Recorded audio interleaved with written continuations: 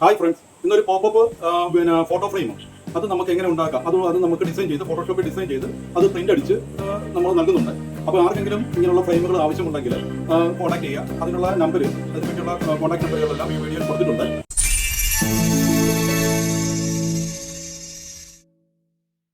ഇങ്ങനെ നിങ്ങൾ തരുന്ന ഫോട്ടോസ് ആ ഫോട്ടോസ് എല്ലാം കൂടെ കളക്ട് ചെയ്ത് ഇതുപോലെ ഒരു സ്റ്റോക്ക് ഒരു ഫ്രെയിം ഉണ്ടാക്കിയിട്ട് ആ ഫ്രെയിമിലോട്ട് പേസ്റ്റ് ചെയ്ത് ചെയ്യുകയാണ് ചെയ്യുന്നത്. കോപ്പി പേസ്റ്റ് ചെയ്യുകയാണ്. അപ്പം ഇത് ഒരുപാട് ഫ്രെയിംസ് ഉണ്ട്. കാരണം A4 അതുപോലെ തന്നെ 7x5 6x4 ഇങ്ങനെയുള്ള ഫ്രെയിമുകൾ അവൈലബിൾ ആണ്.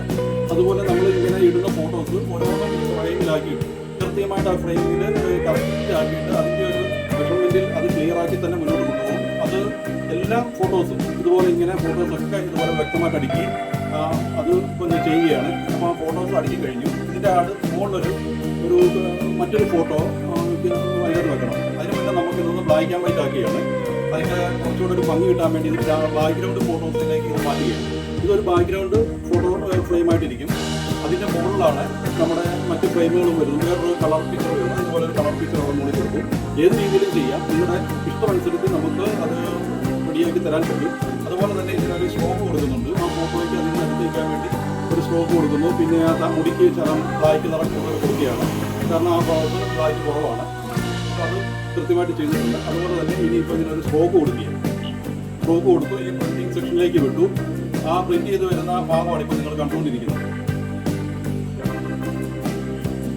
വളരെ മനോഹരമായിട്ട് തന്നെ, കാരണം നമ്മൾ ആ ഫോട്ടോഷോപ്പിൽ ചെയ്ത അതേ ക്വാളിറ്റിയിൽ തന്നെ അതേ കളർ ടോണിൽ തന്നെ നമുക്ക് അത് പ്രിന്റ് കിട്ടിയിട്ടുണ്ട്. ഈ പ്രിന്റ് അതുപോലെ നമ്മൾ ഫ്രെയിമിലേക്ക് ഒരു A4 സൈസ് 12x8 ഫ്രെയിമിലേക്ക് 12x8 ആണ് അതിൻ്റെ ഫ്രെയിം സൈസ്. ആ ഫ്രെയിമിലേക്ക് നമ്മൾ ഇത് ആഡ് ചെയ്യുകയാണ്. ഇത് മീഡിയം റേഞ്ചിലുള്ള ഫ്രെയിമാണ്. ഈ ഫ്രെയിമിലോട്ടാണ് ആഡ് ചെയ്യുന്നത്.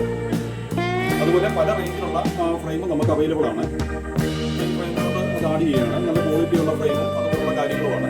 അത് കൃത്യമായിട്ട് തന്നെ അതിൻ്റെ അകത്ത് ഇൻസ്റ്റാൾ ചെയ്ത് നമ്മളത് ക്ലിയറായിട്ട് ഇത് വളരെ മനോഹരമായ ഒരു ഫോട്ടോസ് ആക്കി നമ്മളത് മാറ്റുന്നുണ്ട്. എന്നിട്ട് മനോഹരമായി നമ്മുടെ ഫ്രെയിമൊക്കെ വളരെ മനോഹരമായി സൂക്ഷിക്കാനായിട്ട് വളരെ നമ്മുടെ ബർത്ത്ഡേകളെ മറ്റ് ഇതൊക്കെ നമുക്ക് 6x4 ആണ്. ഇത് 7x5 ആണ് ഫ്രെയിം.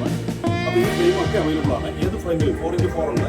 ഏത് ഫ്രെയിമിലും അവൈലബിൾ ആണ്. അപ്പോൾ നിങ്ങൾക്ക് ഇഷ്ടമുള്ള ഫ്രെയിമിൽ നമ്മളിത് നല്ലൊരു പിക്ചറാക്കി അല്ലെങ്കിൽ മനോഹരമായ ഒരു ഫോട്ടോസ് ആക്കി നിങ്ങൾക്ക് തരുന്നതാണ്. വീഡിയോ ഇഷ്ടപ്പെട്ടാൽ ലൈക്ക് ചെയ്യുക, ഷെയർ ചെയ്യുക. Thank you very much.